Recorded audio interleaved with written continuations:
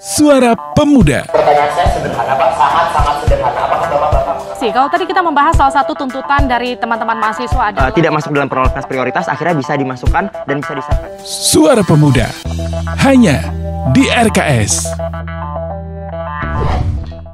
Assalamualaikum warahmatullahi wabarakatuh. Kembali lagi di Suara Pemuda, ruang edukasi pemilih pemula. Nah, di edisi kemarin sudah kita hadirkan Ketua DPRD atau anggota legislatif dari Kabupaten Pekalongan. Nah, kali ini kita datangkan penyelenggara pemilunya ya. Ada Bapak Ahyar, langsung kami datangkan dari Komisioner KPU Kabupaten Pekalongan. Apa kabar Pak hari ini? Alhamdulillah. Baik, Alhamdulillah. Mas. Kemarin juga baru saja itu ya Pak, lolos seleksi untuk komisioner periode berikutnya ya? Iya, alhamdulillah seperti itu proses.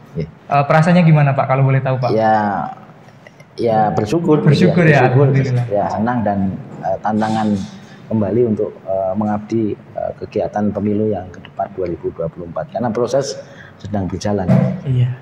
Nah, tidak hanya Pak Ahyar, kita juga mendatangkan langsung penyelenggara pemilu tingkat kecamatan dari PPK Kecamatan Wonokerto. Ada Mbak Daroyah, benar ya? Benar. Gimana kabarnya hari ini Mbak Daroyah? Alhamdulillah baik. Alhamdulillah baik ya. Nah, di sini kita pengen bahas ini Mbak Daroyah dan Pak Ahyar. Kita pengen membahas setelah kemarin sekitar 1 bulan yang lalu itu ada deklarasi pemilu akses ramah disabilitas, dan di situ juga dihadirkan Putri Aryani yang ikut berpartisipasi dalam acara tersebut. Yang pengen saya tanyakan ke Pak Ahyar terlebih dahulu mungkin ini Pak, pemilu akses ramah disabilitas itu seperti apa? Ya, jadi di dalam aturan di dalam Undang-Undang 7 2017 kaitan dengan pemilu, bahwa prinsip pemilu diantaranya ada aksesibilitas. Jadi kita memberikan ruang yang sama kepada seluruh warga masyarakat, warga negara Indonesia yang sudah tercatat dalam DPT itu untuk datang ke TPS. Nah, salah satunya di DPT itu adalah teman-teman kita, saudara kita disabilitas. Jadi ramah itu berarti kita memberikan fasilitas ya, yang bukan membedakan tetapi fasilitas yang memberikan ruang kepada mereka untuk datang ke TPS untuk ikut berperan aktif dalam pemilu 2024 nanti begitu. Kalau boleh tahu Pak, untuk jumlah DPT di Kabupaten Pekalongan itu ada berapa? Ya, kalau jumlah DPT yang sudah kita tetapkan itu 734.636. 734.636. Dari 734.636 itu Pak, prosentase pemilih disabilitasnya berapa persen? 0,712%. Jadi 0,7% lah kira-kira. Kalau dibulatkan 0,75 lah kira-kira begitu. Itu jumlahnya sekitar 5.000-an. Sekitar 5.000-an dari jumlah DPT itu. Di masing-masing kecamatan itu ada. Jadi klasifikasi disabilitas juga macam-macam gitu Mas. Ada kalau sini kita catat itu ada disabilitas yang fisik gitu ya. Fisik ada sekitar 2.424. Jadi tadi dari 0,712% itu dari DPT itu 5.230 yang disabilitas. Gini Pak, itu kan untuk disabilitas kan macam-macam. Kalau misalkan gini, kalau yang tunanetra itu cara memilihnya gimana? Kalau tunanetra di sini ada disabilitas sensorik netra ya, itu ada 652. Itu cara memilih memang kita dikasih alat bantu. Jadi contoh misalnya ruang masuk, saya mengatakan biasanya lebih banyak ke TPS, tempat pemungutan suara itu. Misalnya pintu masuk, kalau orang biasa kan 30 cm, tapi kalau yang pakai kursi roda itu 60 cm, kira-kira begitu. Kemudian akses untuk cara mencoblosnya bagi tunanetra itu nanti ada alat bantu untuk kemudian teman-teman yang tunanetra itu bisa mencoblos begitu. Kalau yang manual kan pakai paku. Artinya ada alat bantu. Alat bantu itu berarti dengan diraba. Misalnya mungkin alatnya tetap paku kan bisa diraba gitu kan pakunya. Cuma kemudian di suara itu diraba dengan seperti kalau yang tunanetra ada braille. Jadi itunya dimasukkan braille diraba. Berarti surat suaranya khusus ya Pak? Surat suaranya masih sama. Kemudian ada alat bantu namanya seperti surat suara itu bentuknya braille. Jadi dipaskan seperti tempat itu, Mas. Jadi dipaskan ke surat suara itu kemudian diraba. Bahannya seperti mika apa gimana, Pak? bahannya. Iya, seperti itulah kira-kira. Iya. Nah, cuma mungkin bukan mika ya, jadi kertas yang agak tebal begitu, ya. Agak tebal, kemudian seperti itu. Cuma memang pengalaman kami karena 2019 sudah melakukan itu kadang tidak semua, mohon maaf, teman-teman yang netra itu ngerti huruf braille. Oh, Kira-kira begitu. kesulitannya di situ ya, Pak? Jadi pertama itu sesuai aturan kita sediakan alat bantu itu. Yang kedua itu bisa keluarganya nanti ada yang surat menemani. pernyataan yang menemani gitu. Itu seperti itu. Tapi mereka dengan surat pernyataan gitu. Itu berarti kan untuk tunanetra secara khusus seperti itu ada ya, Pak? alat bantunya gitu. Kalau secara umum berarti yang dilakukan KPU selama ini itu apa aja, Pak? Yang dilakukan KPU pertama ini lewat Sosdikli, lewat ini juga itu kita mengundang ke teman-teman disabilitas ke KPU. Baik kita mendatangi kemarin dari disabilitas untuk menyampaikan bahwa pemilu nanti itu adalah ramah terhadap teman-teman disabilitas. Ramahnya kayak apa? Itu ada aksesibilitas. Jadi dari 19 kecamatan itu nanti kan kita pilah, Mas. Ada yang TPS-nya itu memang ada disabilitas, ada yang tidak. Bagi yang kemudian ada sesuai jenis disabilitasnya itu kita sesuaikan nanti TPS-nya. Artinya aksesnya ke TPS itu kita berikan sedemikian rupa sehingga mereka bisa enak leluasa untuk bisa memberikan suaranya seperti itu. Itu yang dilakukan KPU ya. Artinya selama ini seperti itu. Jadi kita di komunitas disabilitas tingkat kabupaten kita datang, mereka juga datang ke KPU, kemudian kita memberikan sosialisasi kaitannya dengan tadi untuk pencoblosan, untuk kemudian nanti datang ke TPS dan sebagainya, termasuk keikutsertaan bisa menjadi penyelenggara seperti Mbak Daria ini kan salah satu menjadi penyelenggara. Jadi 3, jadi teman-teman ini bisa pemilih, kemudian bisa menjadi penyelenggara, juga bisa menjadi pemantau. Nanti ada pemantau, Mas. Dan itu diisi oleh teman-teman yang mohon maaf semua warga yang kemudian siapapun lah bisa, karena kita memiliki prinsip aksesibilitas itu prinsip yang sama gitu kira-kira. Iya, kalau yang kemarin dikatakan oleh Putri Aryan itu kan salah satunya adalah we are able, betul, we are capable, dan satunya lagi adalah equal, we are equal, ya, Mbak. Equal, ya. Dari Mbak Dara sendiri pendapatnya gimana, Mbak, selaku yang termasuk dalam kategori pemilih disabilitas dan sekaligus juga penyelenggaranya? Ya, kalau menurut saya ya pendapat Mbak Aryani itu ya memang benar. Berarti kan kita mendapatkan hak kita sebagai warga negara dan juga sebagai rakyat untuk memilih, dikasih kebebasan, ya kita setujulah atas pendapat itu. Ya, Mitra guys, semakin seru kan obrolan kita pada pagi hari ini, dan juga tentunya kita akan gali lebih lanjut mengenai tentang penyelenggaraan pemilu khususnya di Kabupaten Pekalongan. Kita akan lanjut di segmen kedua, jangan kemana-mana. Suara Pemuda, ruang edukasi pemilih pemula.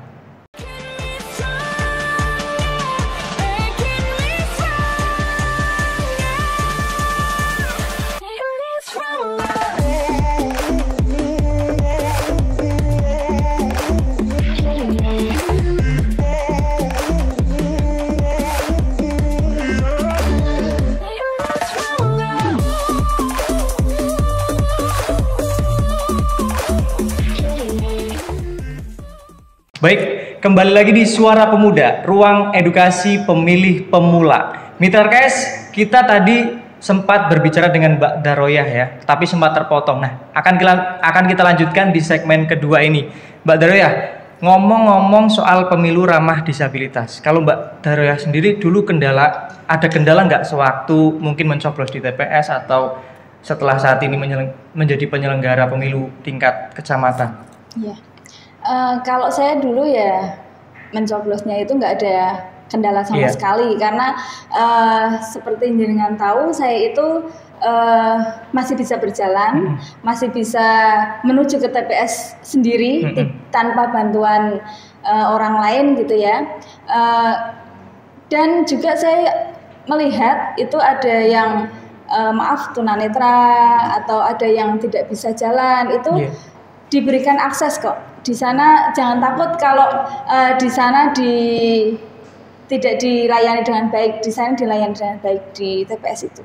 Mohon maaf Mbak, kalau boleh tahu berarti Mbak Daroyah ini termasuknya kategori yang disabilitas apa nih? Ya, mungkin saya masuknya di disabilitas fisik ya. Iya.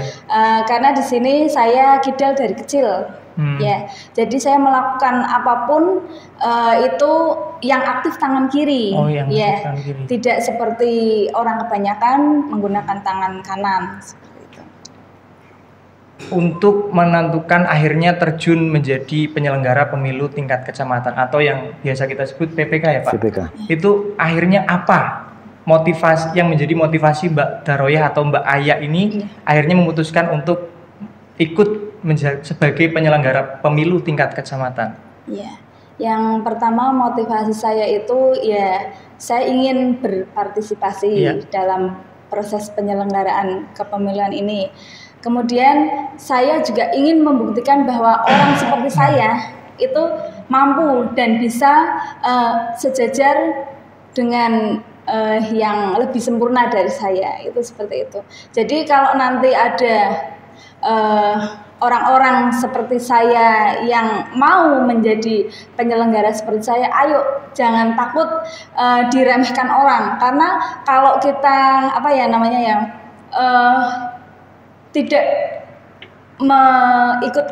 ikut serta itu kan semakin kita diremehkan, oh dia nggak bisa apa-apa kayak gitu. Berarti yang pertama adalah motivasinya kita itu harus merasa sama ya Pak, karena tidak ada yang berbeda antara disabilitas dan orang pada umumnya itu setara, sama seperti yang sudah dibilang sama Putri Aryani bahwa we are able, we are capable, dan we are equal, seperti itu. Artinya kita ini setara, kita ini mampu, dan juga kita ini bisa, seperti itu ya Pak. Nah Pak Ahyar, kembali ke Pak Ahyar lagi. Dari KPU sendiri punya cerita nggak? Maksudnya pada saat menyelenggarakan pemilu mungkin dari teman-teman disabilitas ini ada yang kesusahan ataupun ada pengalaman apa seperti itu Pak? Ya, jadi proses 2019 yang saya ikuti kebetulan kan saya Sosdikli Parmas, jadi divisi yang bertanggung jawab kaitan dengan sosialisasi dan sebagainya. Kemudian di saat pada saat hari H kita juga keliling gitu Mas. Jadi memang yang kami ketahui tadi yang saya sampaikan di depan bahwa kita punya regulasi begitu. Kemudian kita improve dengan keadaan setempat gitu, karena luas TPS-nya itu sudah kita tentukan 8x9, tetapi kadang kondisinya di lapangan itu berbeda Mas, sehingga nanti kita sesuaikan ya, sudah. Yang kedua memang itu tadi yang alat bantunya itu yang pakai braille tadi yang khusus untuk tunanetra itu teman-teman ada yang bisa, ada yang tidak gitu, karena berbeda gitu ya. Sehingga kita kemudian ada solusinya untuk bisa didampingi oleh saudaranya atau yang kemudian nanti dia penyataan itu. Dan yang ketiga juga memang kita edukasi terus Mas. Edukasi terus itu maksudnya kalau yang seperti Mbak Daria ini kan tidak masalah ya, artinya bisa jalan, bisa datang, bisa lihat surat suara begitu. Mungkin yang agak ini yang tadi yang yang tunanetra gitu yang akan kita lebih. Cuma kan mereka sama gitu. Kalau yang tunarungu yang lain-lainnya itu kan dia bisa melihat surat suaranya dan bisa melihat letaknya gitu. Nah cuma tadi yang pakai kursi roda kita agak lebarkan untuk kemudian masuknya, aksesnya. Kalau yang lainnya misalnya akses pintu masuk dari sini kita kasih akses lah. Seperti kalau kita di kantor-kantor, akses untuk berjalan orang yang normal dengan yang itu berbeda kan Mas. Ada seperti kerucutan itu kan, seperti itu. Nah itu kita terapkan seperti itu Mas. Kemudian yang selanjutnya yang kita lakukan, kita berikan kesempatan yang sama untuk menjadi penyelenggara. Nah pemilih kan jelas penyelenggara seperti Mbak Daria ini. Mungkin dari 285 desa mungkin ada, tapi mungkin saya tidak tahu ini tidak tercover oleh kita. Tapi kemarin kita cek baru Mbak Daria ini. Dulu ada sih kandidat yang mendaftar itu, tetapi karena kita ada proses CAT dan sebagainya. Itu yang kita lakukan Mas. Jadi kita memberikan aksesibilitas kepada teman-teman disabilitas ini, karena proporsinya cukup tinggi, nilai 5.000-an ini buat saya cukup banyak di DPT ini. Itu di masing-masing kecamatan ada. Kemudian begini Pak, kan tentu seorang pemilih baik disabilitas maupun pada umumnya kan harus mengetahui calon-calon yang akan dipilih kan. Itu kalau misalkan dari pemilih disabilitas sendiri, berarti cara KPU mensosialisasikan atau cara memperkenalkan calon pemimpin ini gimana Pak? Ya, jadi saat ini kan belum kita tentukan DCS-nya calon tetap sementara sampai contoh. Nanti kita akan caranya sama Mas. Jadi kita datangkan gitu ya. Artinya kita ada gambar-gambar gitu Mas. Nah, kemudian kalau memang biasanya yang laki-laki yang tunanetra itu biasanya kita ada pendamping yang datang untuk menjelaskan ini. Minimal nama. Jadi semuanya kita punya hak yang sama memperkenalkan. Contoh misalnya Dapil 1 ya, dari daerah Kajen ya kan, Kajen kemudian Paninggalan, dan itu kemudian kita sampaikan calon-calonnya ini, namanya ini di daerah ini, kira-kira begitu.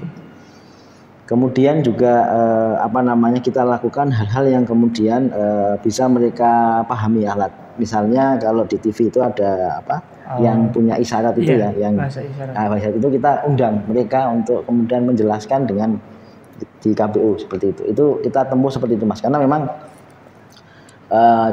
minimal kita mengerti bahasa mereka kan Mas, yang dimaunya. Apa yang kita sampaikan bahasa kita itu biar nyambung dengan dibantu oleh tadi komunitas yang disabilitas sesuai dengan ruangan itu tadi, yang tunarungu, yang tunanetra dan sebagainya. Itu Mas yang kita lakukan sementara seperti itu. Gitu.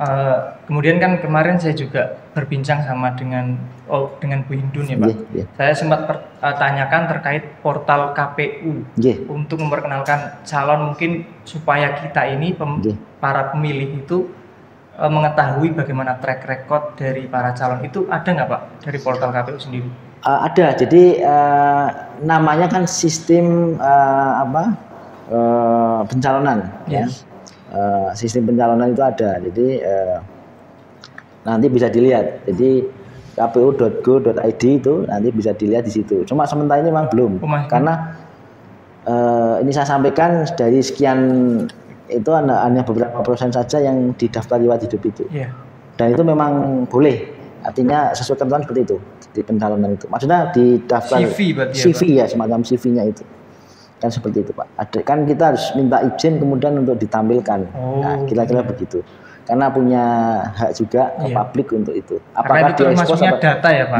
Kan data. Kan kalau boleh ya kita ekspos, karena kita punya keterbukaan informasi Mas. Jadi ada beberapa yang kita sampaikan gitu. Kira-kira begitu.